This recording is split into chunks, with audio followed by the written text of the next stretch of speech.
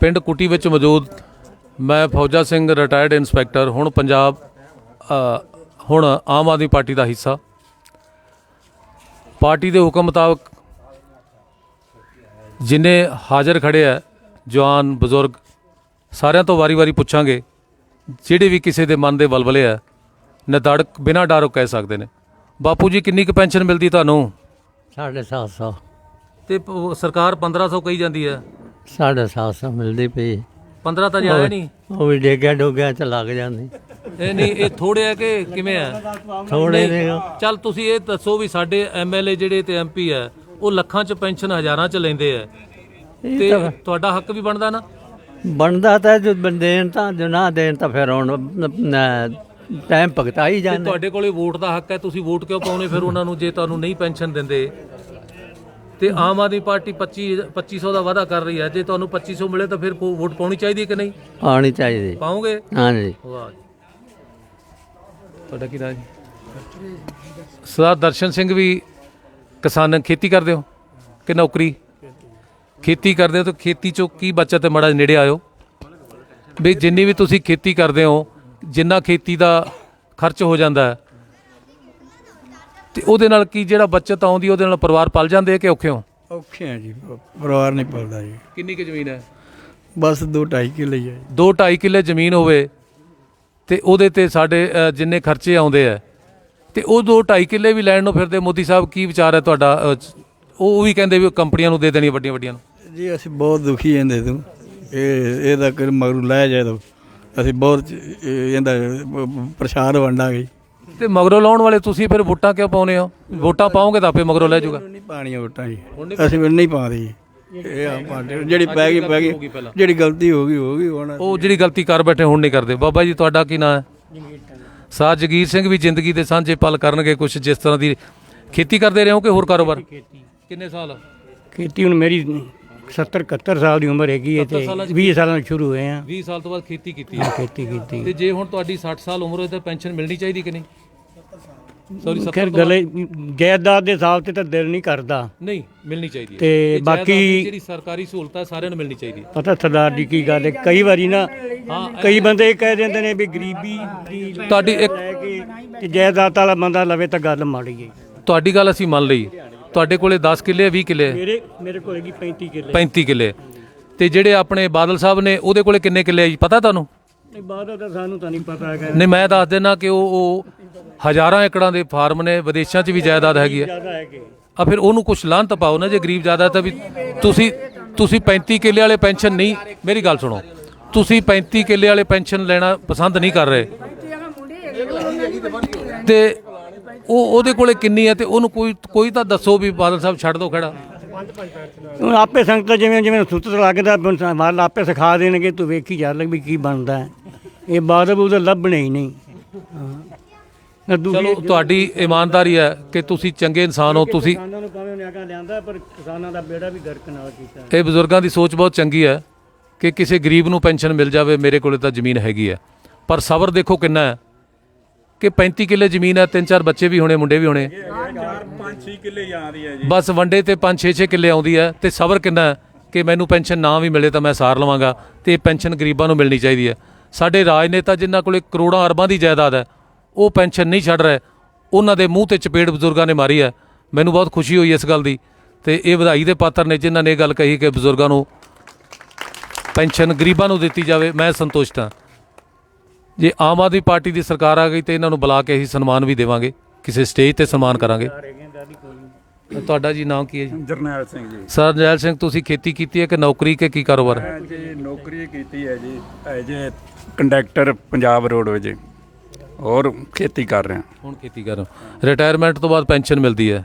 ਨਹੀਂ ਰਿਟਾਇਰਮੈਂਟ ਨਹੀਂ। ਤੁਹਾਡਾ ਕੰਮ ਗਵਾ ਓਕੇ, ਕੋਈ ਗੱਲ ਨਹੀਂ। ਕੀ ਹੁੰਦਾ ਕਿ ਨੌਕਰੀ ਤਿਲਕਣਬਾਜੀ ਕਿਹਾ ਗਿਆ ਕਦੇ ਨਾ ਕਦੇ। ਨਹੀਂ, ਹੱਸਣ ਵਾਲੀ ਗੱਲ ਨਹੀਂ ਇਹਦੇ 'ਚ। ਕੀ ਆ ਕਿ ਨੌਕਰੀ ਤਿਲਕਣਬਾਜੀ ਹੈ।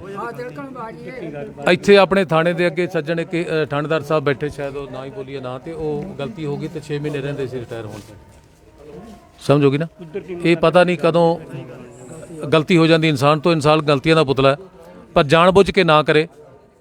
ਜਿਹੜੀ ਕੁਦਰਤੀ ਹੋ ਜਾਵੇ ਉਹਦਾ ਕੀ ਕਹਿਣਾ?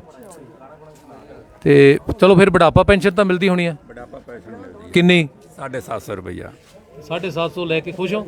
ਨਾ ਖੁਸ਼ ਕਿੰਦੇ 750 ਦੇ ਇੱਕ ਤੇ ਡੰਗ ਦੀ ਸਬਜ਼ੀ ਨਹੀਂ ਬਣਦੀ। ਨਹੀਂ ਫਿਰ ਥੋੜਾ ਜਿਹਾ ਮਾੜਾ ਜਿਹਾ ਐਮਐਲਏ ਜਿਹੜੇ ਲੱਖਾਂ ਕਰੋੜਾਂ ਲੈਂਦੇ ਕੋਈ ਨਹੀਂ, ਅੱਗੇ ਜਿਹੜੇ ਗਲਤੀਆਂ ਕੀਤੀਆਂ ਨੇ ਹੁਣ ਉਹ ਗਲਤੀਆਂ ਨੂੰ ਅਸੀਂ ਸੁਧਾਰ ਦਿਆਂਗੇ ਜੀ। ਜੋ ਗਲਤੀ ਅੱਗੇ ਕਰ ਬੈਠੇ ਆ ਇਹ ਸਰਕਾਰਾਂ ਬਣਾ ਦੇ ਰਹੇ ਆ। ਇਹ ਸਾਡਾ ਨੌਜਵਾਨ ਹੈ, ਕਿੰਨਾ ਪੜ੍ਹੇ ਬੱਚੇ? ਇਹ ਸਾਡੇ ਨੌਜਵਾਨ ਹੈ, ਬੇਰੁਜ਼ਗਾਰ BA ਕੀਤੀ ਹੈ ਤੇ ਆਸ ਇਹ ਵੀ ਕਰ ਰਹੇ ਨੇ ਕਿ ਸ਼ਾਇਦ ਚੰਗੇ ਦਿਨ ਆ ਗਏ। ਤਾਂ ਤੁਸੀਂ ਆਪਣੇ ਭਵਿੱਖ ਕੀ ਦੇਖਦੇ ਹੋ? ਵੇਖੇ ਹੀ ਚੰਗੀ ਸਰਕਾਰ ਹੋ ਜਾਏ ਤਾਂ ਵਧੀਆ ਹੀ ਨੌਕਰੀ ਕੋਈ ਮਿਲ ਜਾਏਗੀ। ਤੇ ਆਮ ਸਰਕਾਰਾਂ ਬਜ਼ੁਰਗਾਂ ਨੂੰ 750 ਤੇ ਕਹਿੰਦੇ ਜਿਹੜੇ ਬੇਰੁਜ਼ਗਾਰੀ ਭੱਤਾ ਦੇਵਾਂਗੇ, ਕੋਈ ਮਿਲਦੇ 2 ਰੁਪਏ? ਨਹੀਂ ਨਹੀਂ, ਰੁਪਈਆ ਵੀ ਨਹੀਂ ਮਿਲਦਾ ਇੱਕ ਵੀ। ਚਲੋ ਖੈਰ, ਤੁਸੀਂ ਨੌਜਵਾਨ ਹੋ, ਹਾਲ ਦੀ ਘੜੀ ਇਸ ਤਰ੍ਹਾਂ ਦੀ ਵੈਸੇ ਤਾਂ ਬੇਰੁਜ਼ਗਾਰੀ ਭੱਤਾ ਜੇ ਦਿੱਤਾ ਜਾਵੇ ਤਾਂ ਕੋਈ ਮਾੜੀ ਗੱਲ ਵੀ ਨਹੀਂ। ਜੇ ਜਿਹੜਾ ਗਰੀਬ ਹੈ, ਕਈ ਤਾਂ ਇੰਨੇ ਗਰੀਬ ਹੈ ਕਿ ਉਹ ਵਿਚਾਰੇ ਜੇ ਕਿਤੇ ਅਸਾਮੀ ਆਉਂਦੀ ਤਾਂ ਅਪਲਾਈ ਨਹੀਂ ਕਰ ਸਕਦੇ। 500 ਰੁਪਏ 1000 ਰੁਪਏ ਫੀਸ ਹੁੰਦੀ ਹੈ। ਉਹ ਨੌਕਰੀਆਂ ਸਿਰੇ ਵੀ ਨਹੀਂ ਚੜਾਈਆਂ ਤੇ ਫੀਸਾਂ ਹੀ ਇਕੱਠੀਆਂ ਕੀਤੀਆਂ ਵੀ ਤੁਹਾਨੂੰ ਪਤਾ ਹੋਣਾ। ਅਪਲਾਈ ਕਰਾ ਲੈਂਦੇ ਆ, ਨੌਕਰੀ ਸਿਰੇ ਨਹੀਂ ਚੜ੍ਹਦੀ, ਉਹ 500 1000 ਨੂੰ ਚੂਨਾ ਲੱਗ ਜਾਂਦਾ। ਜੇ ਚ ਜਨਰਲ ਕੈਟਾਗਰੀ ਦਾ 1000 ਰੁਪਏ ਫੀਸ ਹੈ, SC ਨੂੰ 500 ਹੈ। ਚਲੋ ਜੇ SC ਗਰੀਬ ਹੈ ਤਾਂ ਉਹਨੂੰ 500 ਲਾਈ, ਪਰ ਉਹ 500 ਵੀ ਐਵੇਂ ਜਾਂਦਾ ਜਦੋਂ ਚੋਣ ਨਹੀਂ ਹੁੰਦੀ। ਤਾਂ ਬੜਾ ਦੁੱਖ ਲੱਗਦਾ ਕਿ ਨੇਕ ਨੀਤੀ ਕਮਾਈ 'ਚੋਂ ਭਰਿਆ ਹੁੰਦਾ। ਤੇ ਕੋਈ ਹੋਰ ਸੱਜਣ ਕੋਈ ਗੱਲ ਕਹਿਣੀ ਚਾਹੁੰਦਾ ਹੋਵੇ? ਤੈਨੂੰ ਵੀ ਜੋ ਸਾਡਾ ਨਗਰ ਹੈ ਨਾ, ਇਹਦੇ 'ਚ ਕੋਈ ਨਸ਼ਾ ਨਹੀਂ। ਸਾਡੇ ਪਿੰਡ ਨੌਜਵਾਨ ਬੱਚੇ ਕਿਸੇ ਨੂੰ ਇੱਕ ਬੀੜੇ ਤੋਂ ਤੱਕ ਕੋਈ ਮਾੜਾ ਮੋਟਾ ਨੌਜਵਾਨ ਦਾ ਨਹੀਂ, ਉਹ ਵਡੇਰੇ ਬੰਦੇ ਦਾ ਹੈ। ਅਸੀਂ ਇਸ ਪਿੰਡ 'ਚ ਇੰਨੇ ਖੁਸ਼ ਨੌਜਵਾਨਾਂ 'ਤੇ ਵੀ ਇਹ ਬੰਦੇ ਆਦੇ ਆਪਣੇ ਆਪ ਹੀ ਸੁਲਝੀ ਵੀ ਲੋਕ ਸਾਡੇ ਹੈਗੇ ਨੇ। ਕੋਈ ਗਲਤੀ ਕਿਸੇ ਤਰ੍ਹਾਂ ਦੀ ਨਹੀਂ। ਬੜੇ ਢੰਗ ਨਾਲ ਕੁੱਟੀ ਸਾਡੇ ਦੇ ਵਿੱਚ ਨੌਜਵਾਨ ਪੀੜ੍ਹੀ ਚੱਲ ਰਹੀ ਹੈ। ਅਸੀਂ ਇਸ ਬਾਰੇ ਇਹਨਾਂ ਦੇ ਧੰਨਵਾਦੀਆਂ ਮੁੰਡਿਆਂ ਨੌਜਵਾਨਾਂ ਦੇ, ਅਤੇ ਬੜਾ ਮਾਣ ਰੱਖੀਦਾ। ਜਿੱਥੇ ਵੀ ਮਿਲਦੇ ਅਸੀਂ ਇਹਨਾਂ ਨੂੰ ਜੱਫੀ ਪਾ ਕੇ ਮਿਲੀਦਾ ਵੀ ਸਾਡੇ ਬੱਚੇ ਜਿਹੜੇ ਇਸ ਤੋਂ ਅੱਗੇ ਚੰਗੇ ਪਾਸੇ ਜਾਣ ਅਤੇ ਅਸੀਂ ਇਸ ਪਿੰਡ ਦਾ ਨਾਮ ਵੀ ਉੱਚਾ ਕਰੀਏ। ਅਤੇ ਸਾਡੇ ਮਨ ਨੂੰ ਖੁਸ਼ੀ ਆਉਂਦੀ ਵੀ ਮਾਪਿਆਂ ਦੇ ਕੋਲ ਬੱਚੇ ਚੰਗੇ ਪਾਸੇ ਜਾਣਗੇ ਅਤੇ ਮਾਪਿਆਂ ਦਾ ਮਨ ਵੀ ਖੁਸ਼ ਹੁੰਦਾ ਹੈ। ਸਾਡੀ ਤਾਂ ਇਹ ਬੇਨਤੀ ਹੈ, ਔਰ ਬੱਚੇ ਕਰਦੇ ਪਏ ਨੇ। ਚੰਗੀ ਸੋਚ ਹੈ। ਜੇ ਤੁਹਾਡੀ ਸੋਚ ਚੰਗੀ ਤਾਂ ਬੱਚਿਆਂ ਦੀ ਵੀ ਸੋਚ ਚੰਗੀ ਹੈ। ਵਧੀਆ ਗੱਲ ਹੈ। ਜੇ ਬੱਚੇ ਚੰਗੇ ਕੰਮ ਕਰਦੇ, ਚੰਗੀ ਪੜ੍ਹਾਈ ਲਿਖਾਈ ਕਰ ਰਹੇ, ਨਸ਼ਿਆਂ ਤੋਂ ਬਚੇ ਹੋਏ ਆ। ਜੇ ਅਗਰ ਪਿੰਡ 'ਚ ਕੋਈ ਵੇਚਦਾ ਹੈ ਤਾਂ ਉਹਨੂੰ ਛਿੱਤਰ ਵੀ ਮਾਰ ਦਿਓ। ਨਹੀਂ, ਜੇ ਕੋਈ ਕਰਦਾ ਗਲਤੀ ਕਰਦਾ ਤਾਂ ਉਹਨੂੰ ਸੁਧਾਰਿਆ ਜਾ ਸਕਦਾ। ਤਰੀਕੇ ਕਈ ਹੈ, ਉਹ ਤੁਸੀਂ ਦੇਖਣਾ ਕਿਹੜਾ ਤਰੀਕਾ ਠੀਕ ਹੈ। ਪਹਿਲਾਂ ਤਾਂ ਪੁਲਿਸ ਨੂੰ ਸੂਚਿਤ ਕਰਨਾ ਹੁੰਦਾ। ਅਗਰ ਪੁਲਿਸ ਨਹੀਂ ਕੁਛ ਕਰਦੀ ਤਾਂ ਫਿਰ ਉਹ ਅੱਗੇ ਤੁਹਾਨੂੰ ਪਤਾ ਪਿੰਡ ਦੀ ਪੰਚਾਇਤ ਕੋਲੇ ਵੀ ਕੁਛ ਅਖਤਿਆਰ ਹੁੰਦੇ ਆ। ਹਾਂ, ਇਸ ਕਰਕੇ ਜੇ ਕੋਈ ਹੋਰ ਸੱਜਣ ਗੱਲਬਾਤ ਕਰਨੀ ਚਾਹੁੰਦਾ, ਨਹੀਂ ਤਾਂ ਆਪਾਂ ਸਮਾਪਤੀ ਕਰਦੇ ਹਾਂ। ਹਾਂਜੀ,